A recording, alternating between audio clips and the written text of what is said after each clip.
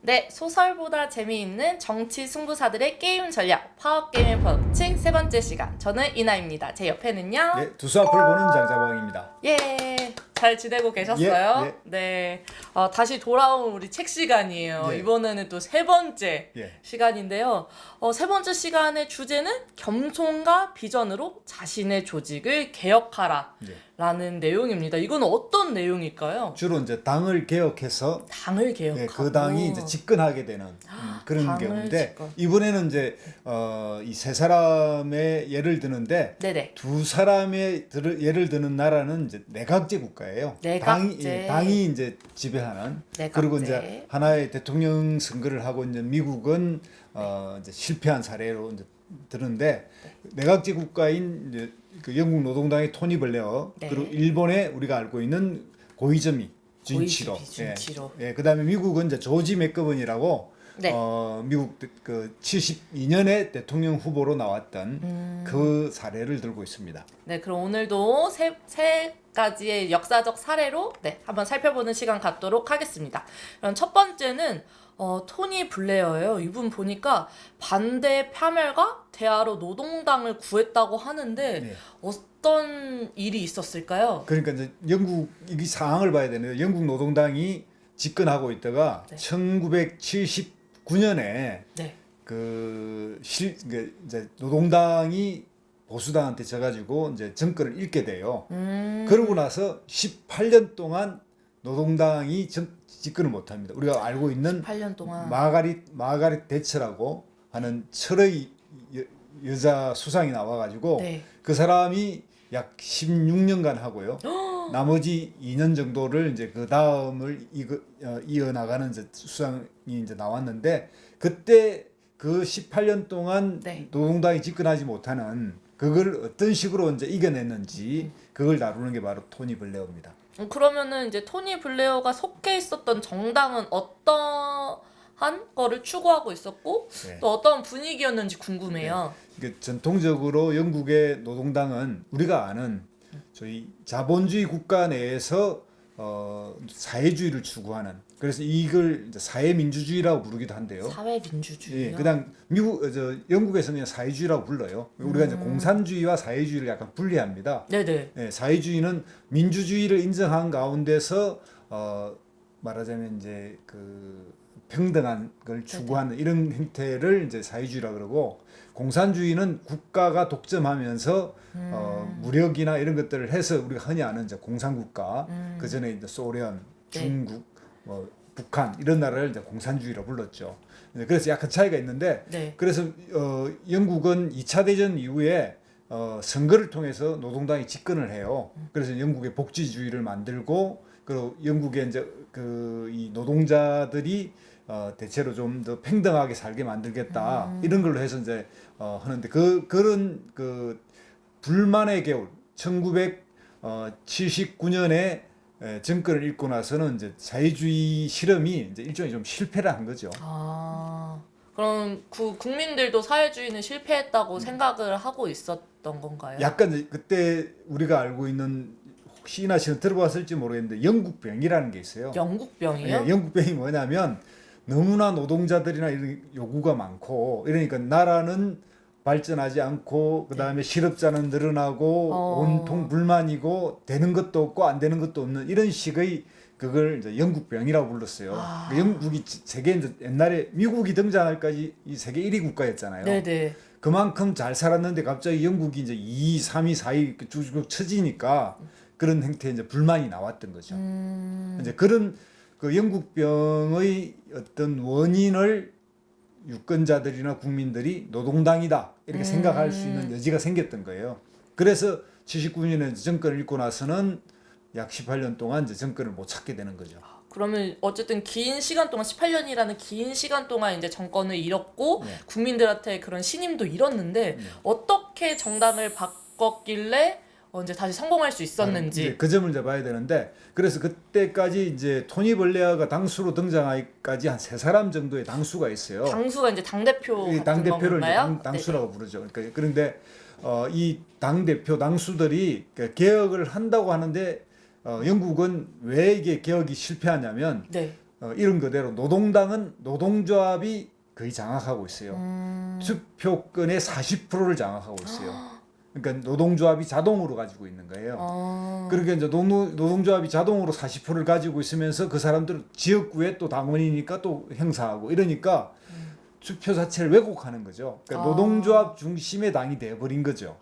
근데 우리가 이제 이게 우리도 이렇게 대한민국에서 보면 노동조합이라고 해서 반드시 진보적이거나 정의를 추구하지 않는 경우도 생기잖아요. 그쵸. 본인의 이익이 우선이거든요. 그쵸. 그러니까 노동조합은 대체로 진보적이다라고 하는 말은 맞지만 그 노동조합이 꼭 정의롭다 이렇게 할 수 없는 요소가 있는 거 아니겠습니까? 그러니까 영국 노동당도 그 문제에 이제 빠지게 되는 거예요. 그래서 이걸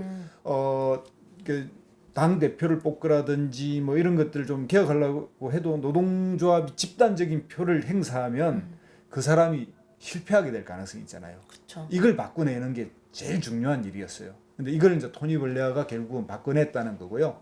근데 이 토니 블레어가 바꾸기 전에 이렇게 뭐 존 스미스 이런 당수가 바꾸려고 해봤고, 그런데 이제 왜냐면 이게 우리도 이렇게 보지만 자유한국당 같은 경우에 아까 한나라당, 자유한국당 뭐 이런 거 이야기했는데 그런 것처럼 뭐냐면 선거에 한 번 지면 잘 안 바뀌죠. 그죠? 그리고 더 강경한 세력이 등장해요. 그러니까 영국 노동당도 더 좌파스러운 데가 등장하면서 이걸 또 무산시켜 버려요. 그러니까 결국은 18년 동안 걸려서 토니 블레어가 집권한 것도 그냥 계속 졌기 때문이기도 해요. 더 이상 이러면 안 된다. 우리 성찰하고 바꾸자. 이런 게 이제 되면서 이게 이제 바뀌는 과정을 거치죠. 그러면 이렇게 뭐 정당을 바꾸는 저는 그 방법은 뭐였을까요? 근데 토니 블레어 중요한데 아까 말한 존 스미스 그 당수 시절에 토니 블레어가 국회의원이 되면서 국회의원을 되면서 이제 보건과 에너지 장관과 네. 고용 노동 장관을 해요. 그 예비 장관을 해요. 미국 영국은 두 당이 이제 정권을 받쳐다 보니까 내각제 국가라서 저쪽에 장관이 있으면 이쪽은 예비 장관이 있어요. 야당의 시절에. 그러니까 미리 장관을 다 임명해서 집권하면 그 사람이 이제 장관이 되는 거예요. 그래서 예비 장관으로서 에너지 장관과 고용 장관을 했기 때문에 이 고용 장관은 뭐냐면 고용 노동 장관은 이게 노동조합하고 이렇게 항상 만나게 되잖아요. 네네. 그러니까 노동조합의 지도자들의 불만을 잘 알고 그 사람들하고 만나서 설득할 수 있는 그러니까 그 가장 불만이 많은 노동조합에 대해서 이렇게 여기에 오셨지만 겸손과 비전으로 그러니까 겸손이란 뭐냐 그 사람들의 마음을 다치게 하지 않으면서 설득해서 새로운 이렇게 개혁 노선으로 그 사람들이 마음을 바꾸게 만드는 그 어떤 근거가 있었던 거죠. 그러니까 자주 만나다 보면 정들잖아요. 그쵸. 네. 진심 어린 그 1대1 교훈과 설득으로 네네.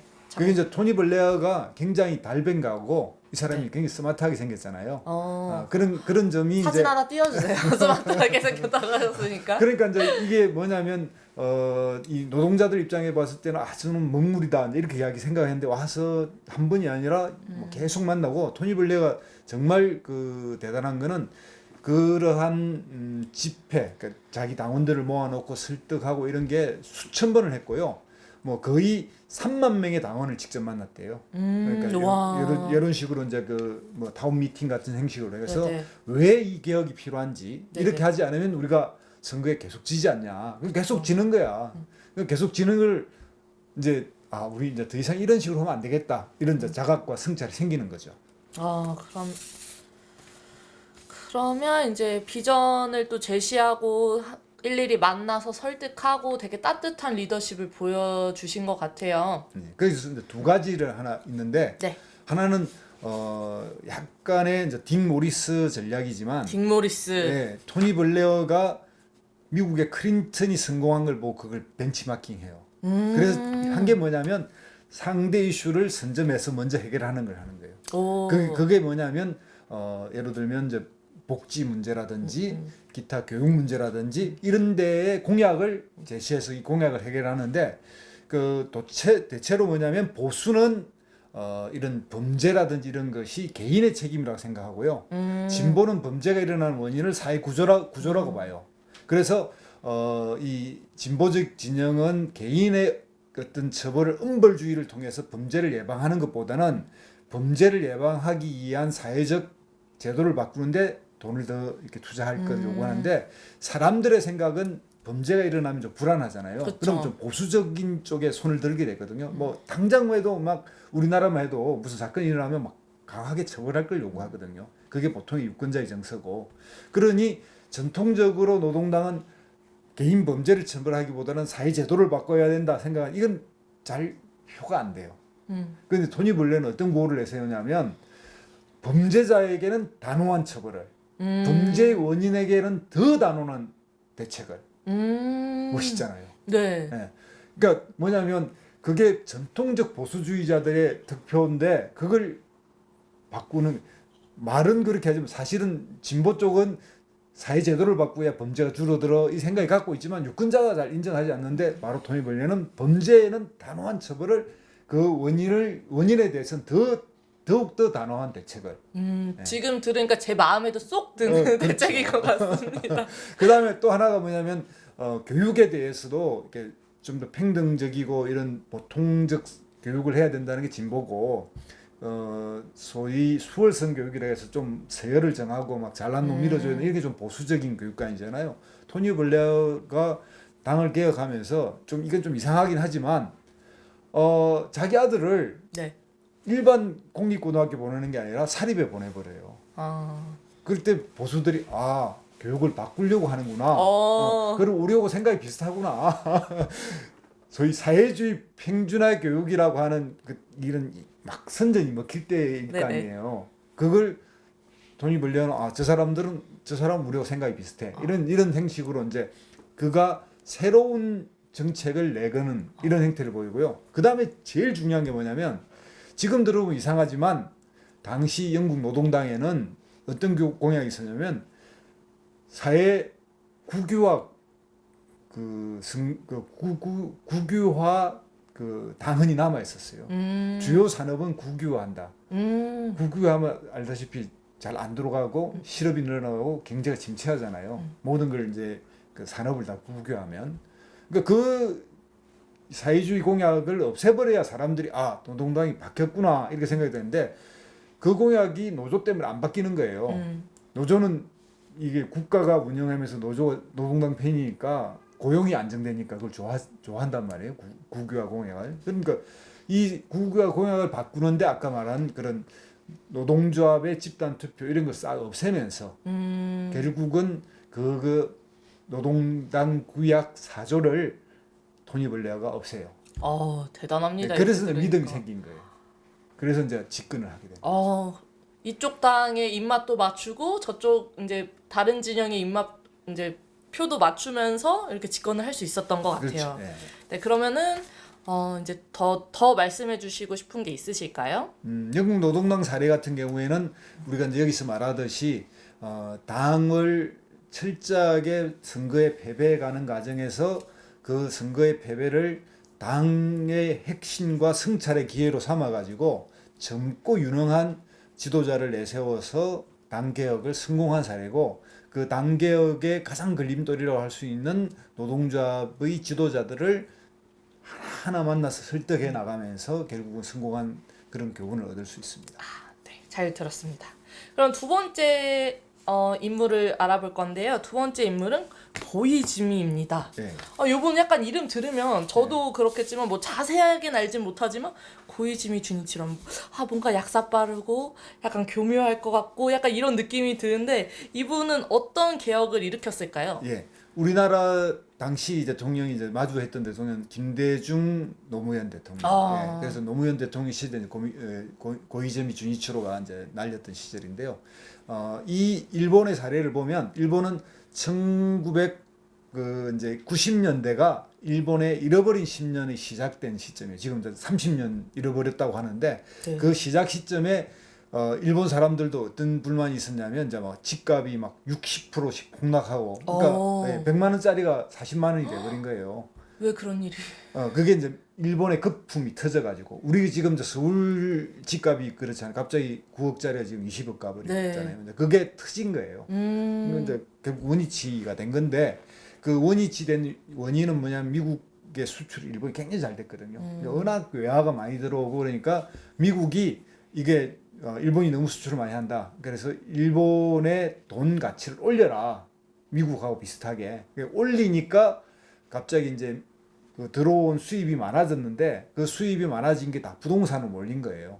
근데 거기 부동산으로 몰리다 보니까 이제 결국은 그 거품은 터지잖아요. 언젠가. 그런데 그런 상황이 10년째 진행되면서 일본의 자민당을 봐야 돼. 일본의 자민당은 일당 독재를 50년을 해온 나라거든요. 50년을요? 그렇죠. 내각제고, 그러니까 이게 대통령을 뽑는 게 아니라 이제 당이 이제 다수당이면 계속 집권하잖아요. 그러니까 그러다 보니까 일본의 경제 관료와 경제계, 그 다음에 당 이런 게 한 몸이었어요. 그 한 몸이 이제 갑자기 경제 성장도 마이너스는 아니지만 이제 막 쭉쭉쭉 추락하고 거품 터지고 나라가 이제 망하게 된 거예요.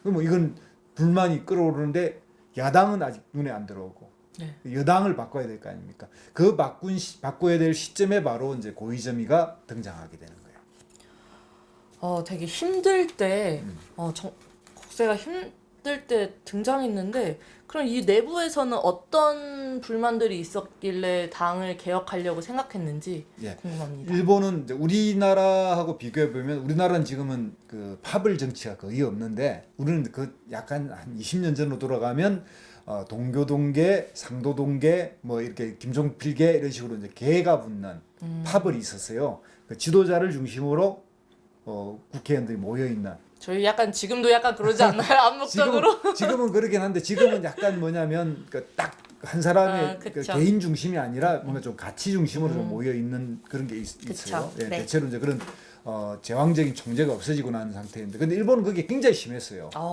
그래서 이제 왜 그게 또 심했냐면 네네. 일본은 한 선국에 3명에서 5명을 뽑아요. 그러니까 5명을 뽑으니까 당도 공천을 5명씩 하는 거예요. 그럼 공천을 5명씩 한다는 뜻은 뭐냐면 각각의 파벌을 잡아서 자기 보스를 잘 잡고 있으면 공천을 받을 수가 있는 거예요. 그러니까 5명을 공천하니까 최소한 5파벌이 존재할 수 있는 거예요. 그쵸. 우리는 1명을 공천하잖아요. 그러니까 그 차이에 의해서 파벌 정치가 제도적으로 온전했던 거예요.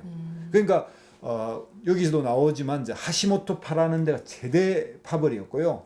고이즈미는 모리파라는 데 속해 있어요. 모리파는 몇 명 안 되는 작은 파에 속해 있었는데, 그리고 이제 이 고이즈미 주니치로는 그 전에 2번이나 도전해서 실패했어요. 그래서 별로 눈에 띄는 사람은 아니었어요. 실패 경력이 있었군요. 그랬는데 바로 이제 여기도 바로 제도가 뭔가를 바꾼다는 그 예가 될 수 있는데, 네. 일본의 경우에는 그동안 약 제가 알고 243명인가의 대의원이 당 대표를 뽑아요. 우리나라는 어떤지 알아요? 우리나라는 보통의 이제 민주당이 예를 들면 16,000명의 대의원이 45%를 투표하고, 그다음에 권리당원이 40%를 투표하고, 일반 당원이 5%를 투표하고, 국민 여론조사가 10% 이런 식으로 우리나라 섞여 있잖아요.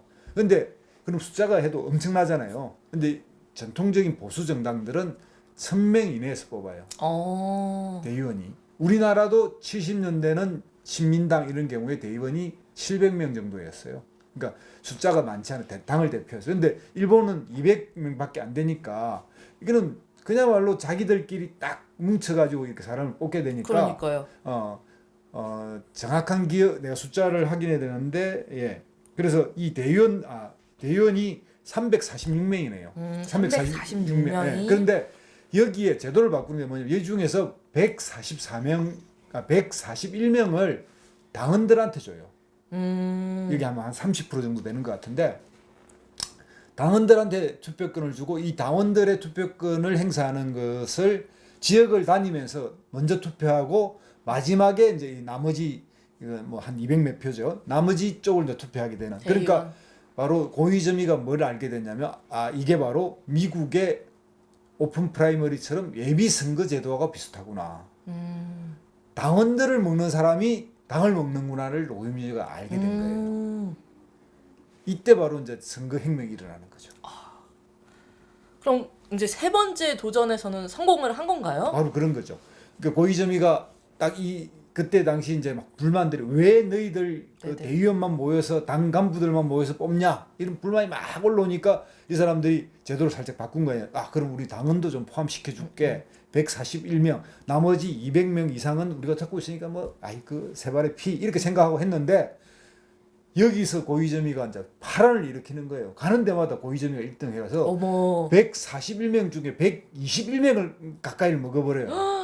그때 이제 고이점이가 한 정책이 뭐냐면 지금까지 은행이 소위 긴축이 아니라 막 돈을 풀어서 재벌들 이런 것들을 옹호해 주는 거 싹 없애겠다. 이제 말하자면 그런 거를 표명하고 그다음에 두 번째가 뭐냐면 이 그 일본에서 가장 많은 돈을 가지고 있는 게 우체국이에요. 우리나라도 우체국 예금을 굉장히 많이 가지고 있는 이건 다른 데 빌려주는 게 아니라 나라가 그걸 가지고 쓰게 돼 있어요. 그럼 이걸 민영화시키겠다라고 이야기를 하면 일종의 이제 아까 말한 토니 블레어와 이 연결되는 게 뭐냐면 그때 네. 당시에 이제 전 세계가 최근까지 신자유주의라고 해서 뭔가 민영화시키고 규제를 핵파하고 막 그런 이런 레이건 대처리즘을 신자유주의라고 부르기도 하거든요. 그래서 이제 뭐든지 시장 자유를 맡기는 이런 바람이 확 불 때였거든요. 그러니까 이제 일본도 그 바람이 불고 그러면서 고이즈미의 이게 일본 이런 침체를 뭔가 확 바꿀 것 같다 이런 희망을 주게 된 거죠. 시기 적절하게 굉장한 역전 드라마를 이렇게 되니까 이제 썼네요. 당의 간부들도 이게 이제 함부로 못하고 결국 투표를 고이즈미가 그 바람을 불고 오니까 그 철옹성 같은 파벌의 연합도 무너져 버리는 거예요. 대단합니다. 그럼 혹시 뭐 이제 이겼는데 이겨서 다른 일은 혹시 또 없었을까요? 되고 난 후에 혹시 뭐 어려움이라든지 예, 아니면 그 계속 승승장구했는지. 바로 그 점을 이야기하는데 고이즈미가 우리한테 굉장히 안 좋은 두 가지를 이야기해요. 하나는 헌법 구조라고 하는 평화 조약이 있어. 일본은 이제 군대를 안 가지고 있거든요. 인도는 지금도 군대라고 안 부르고 자위대라고 부르잖아요. 그거를 개정해서 군대를 갖겠다고 이야기하고 또 하나가 바로 뭐냐면 일본 수상 중에 최초로 야스쿠니 신사라고 일본 전범들이 합사돼 있는 그 신사에 참배를 해버려요. 그러니까 우리가 바로 일본과 한국 관계가 가장 안 좋아지는 이런 계기를 바로 고이즈미가 하게 됩니다. 그러니까 한편은 고이즈미는 극우적 노선을 하면서 당은 새롭게 만들어 보이는 느낌이에요. 저번에 이제 설명할 때 아들 부시가 하는 아들 부시. 온건한 보수주의 이런 걸 내면서 한쪽에 사행제도 이런 걸 가감하게 하면서 또 이 복지는 좀 온건하게 하자라고 하는 형태를 띠듯이 고이즈미가 바로 그 정책을 쓴 거죠. 당내의 극우파들은 이렇게 야스쿠니 신사 그다음에 헌법 조항을 개조하게 그걸 이제 이어받아서 아베가 헌법을 바꾸겠다고 하고 있잖아요. 그런 것처럼 하면서 또 왼쪽으로는 당의 불만 이렇게 당이 이제 침체한 이 원인을 제거하면서 이렇게 이제 해서 그러고 나서 선거를 썰죠. 그럼 국민들은 좀 좋아했나 여론? 꽤 좋아했죠. 그러나 정권을 잃게 돼요. 그 뒤후에. 왜요? 민주당으로 넘어가게 돼요. 왜냐면 그래도 이 경제가 안 좋아지거든요. 그래서 이제 민주당이 집권하게 되고 민주당이 최초로 50년 넘게 최초로 민주당이 집권했는데 민주당도 집권을 얼마 못 지켜요. 3년 정도밖에 못 지키는데 그러면서 우리가 알고 있는 그 동일본 지진이 일어나면서 후쿠시마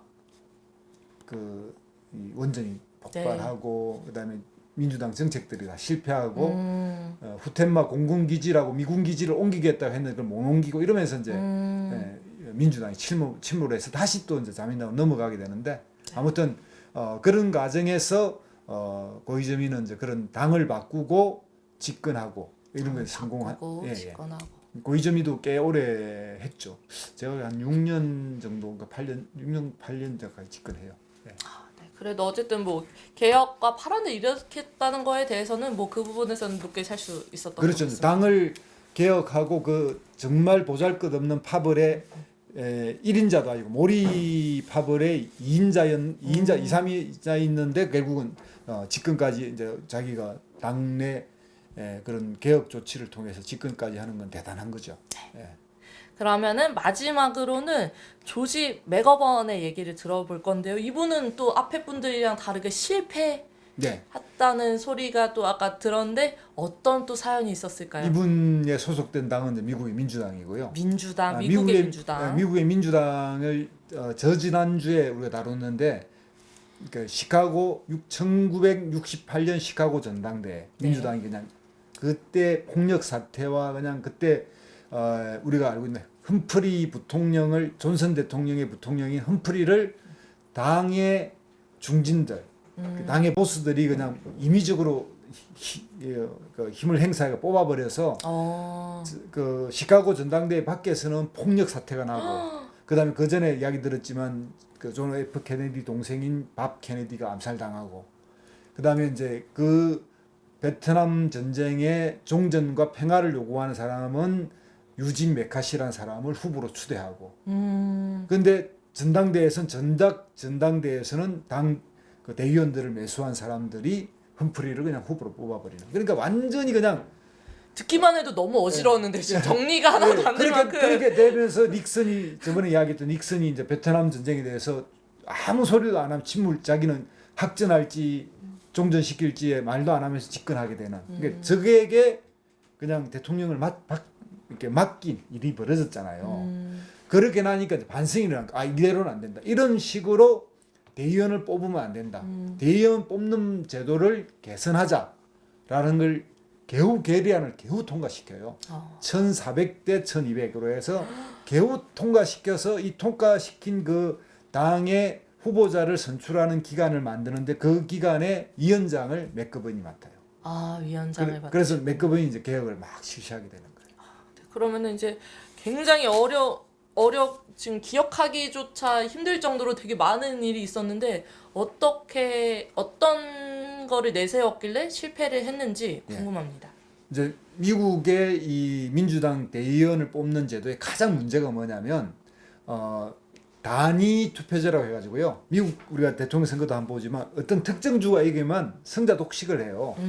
승자 독식. 51% 대 49%를 했는데 51% 올라가면 51%가 싹 다 그 표를 다 가져가 버리잖아요. 그러니까 이제 당내 아까 말했던 그런 보스들이 바로 이 대의원 표를 그렇게 노리는 거예요. 자기들이 조금만 다수면 소수의 그런 주장과 관계없이 싹 그 표를 다 먹어버리는 거예요.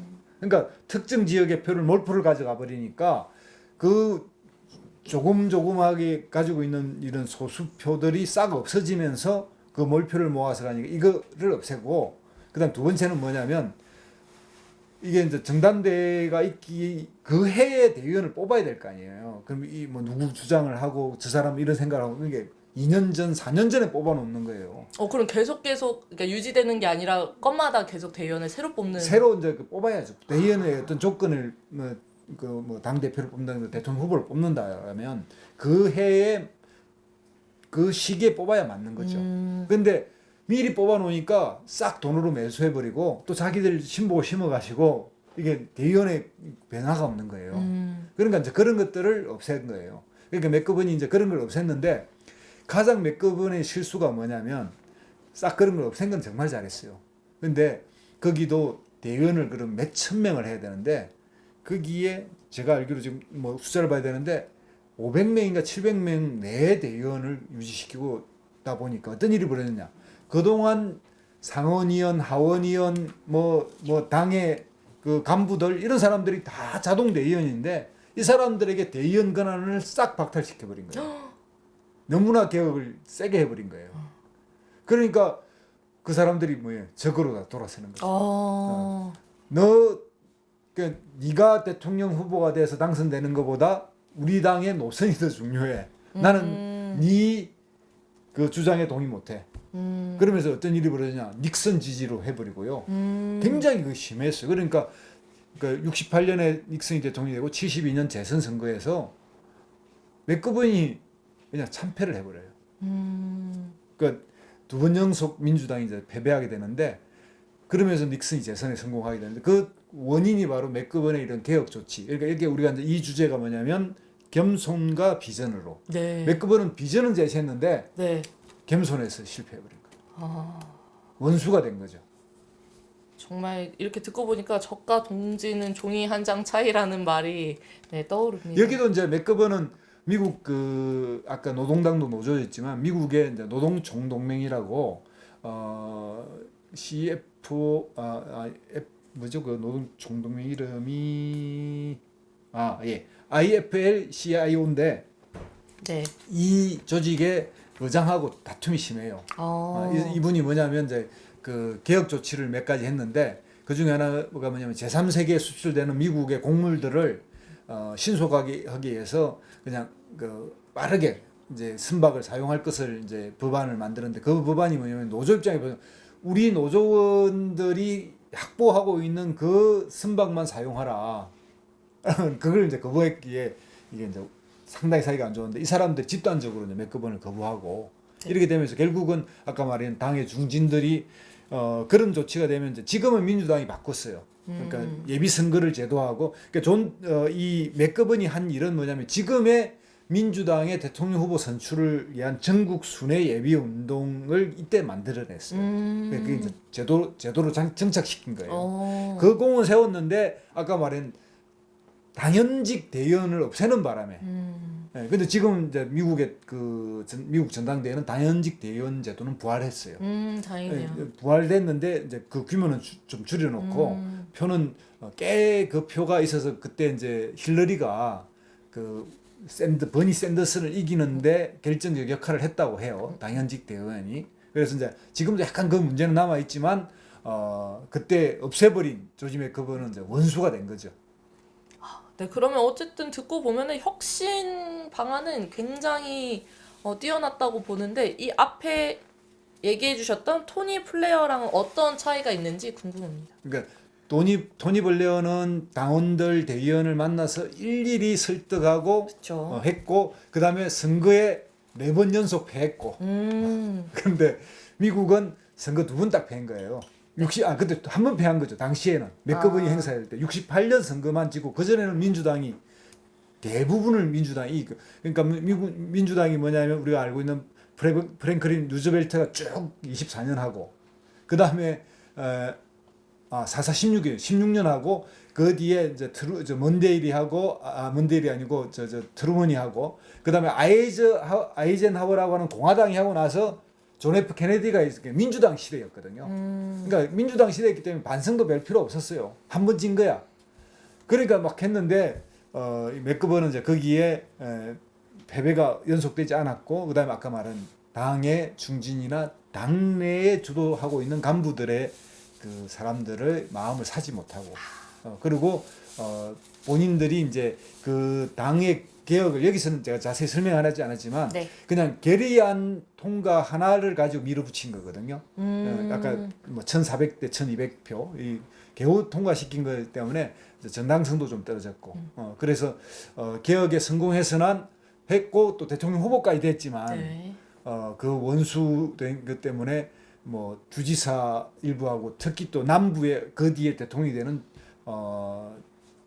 지미 카트 이 사람이 앞장서서 맥거번을 비판해요. 남부 표를 다 잃어버리고 그렇게 되면서 맥거번이 이제 지고 그 뒤 이제 닉슨 다음에 포드가 되는 거를 이긴 사람이 지미 카트죠. 민주당 후보로서 이제 78년에 당선이 되는데 그래서 이제 그 두 번의 교훈 그러니까 성공한 토니 블레어와 고이즈미 주니치로 그리고 이제 실패한 조지 맥거번 이렇게 이제 교훈이 되겠습니다.